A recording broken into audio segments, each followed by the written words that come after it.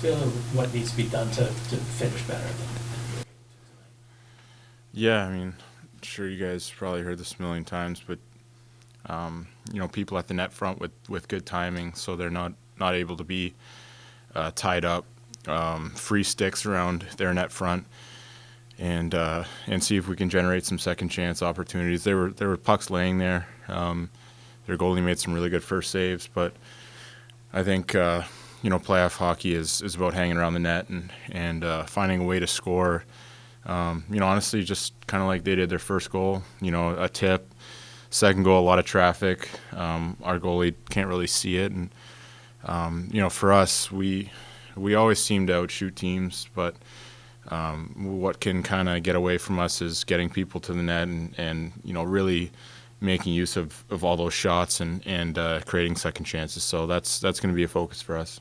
Curious about your mentality here. When you rip it off the post like that, how long do you think about it?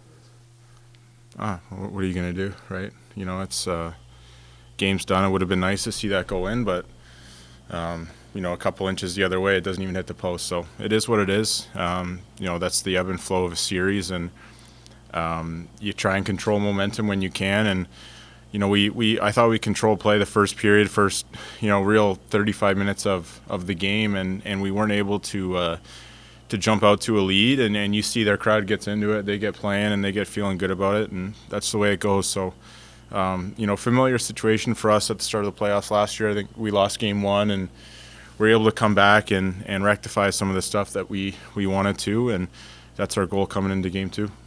So was there a sense you were playing a good road game until they got those two late in the second period there? Yeah, that was the chatter on the bench, and in between the first and second was a really solid road game against a team that plays well at home.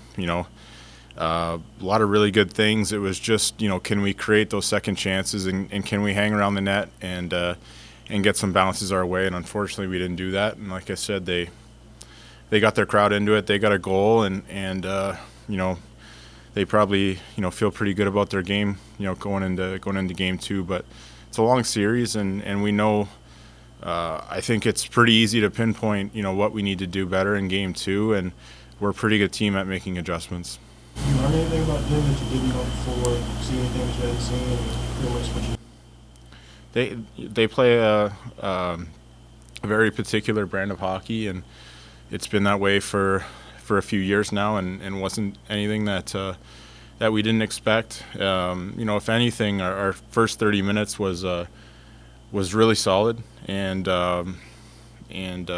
we felt good about the things that we were doing defensively through the neutral zone, denying some of their speed entries, and the way that they control pucks down low in our end. I thought we mitigated that really well. It just didn't turn into anything, and like I said, they kind of turned it around on us. When you say particular brand, are you thinking tempo mostly? Tempo, in your face, a lot of stick on puck. Some guys are physical. Some guys are more stick on puck, in your face. So I don't think it was anything that we didn't expect. They like I said, they do play a really good playoff style of hockey, and I'm sure that they're really looking forward to trying to beat the Bruins. It's been a couple series now that hasn't gone their way, and they play playoff hockey, so it's going to be a long series no matter what happened tonight. When you were talking about being timely about getting guys to the net, are you thinking like rebound chances there? Or are you thinking more the tips and taking the goalie's honors? Well, if you're standing in front and the puck's not arriving there, it's pretty easy for them to push you out of the way. So if we can get a guy there and then maybe he gets pushed out of the way, another guy comes in, and it creates kind of a hard setup for them to pick up in their D zone, and it's about hanging around there. You saw a lot of pucks that were really close to going in. It's just, can we get a guy there? Can we get a guy that stays there? And our line's the same way. It's not going to be a rush series. I think you see that right now. It's not going to be a ton of chances off the rush, grade A's like that. It's going to be some greasy goals and some guys that are free around the net that can hopefully capitalize. That would extend to the power play, I'm assuming you're thinking as well. Yeah, I mean, power play, we didn't hold on to pucks like we wanted to. We didn't. They're really stiff at the blue line, and when I say that, they stand up, they make you put it in, and they make you put it to spots, and then they pressure where you think you're going to move the puck to next. And for us, we know kind of a 5-on-5 mentality. If we can hold on to it and shake a guy, their pressure is so hard that there's going to be some holes that open up. And we reviewed that, and I think our first power play was really good doing that. The second and third ones weren't great. You talked about you guys could sort of feel the tide turning a bit there early in the second.